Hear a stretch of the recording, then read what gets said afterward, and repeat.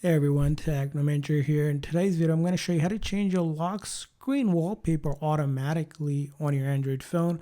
So this will automatically change your lock screen. So in order to do this, first thing you're going to start by doing is going into your setting.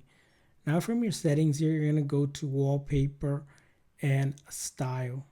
Now in wallpaper and style here, you're going to simply click on change wallpaper. And once you click on that, you'll see option here, but if you go down a little bit further to wallpaper services, we're going to tap on that.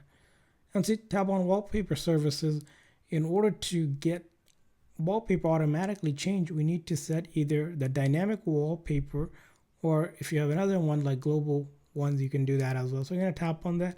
You can also click on the gear icon to see which type, if you have a specific one that you want, maybe any of these that you would like, or if you're using any downloads, you can auto download. When there's new ones available, it'll also download.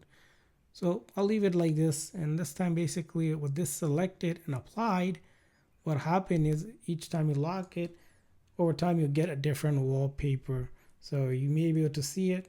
As you can see here, it is changing as each time I'm locking and unlocking.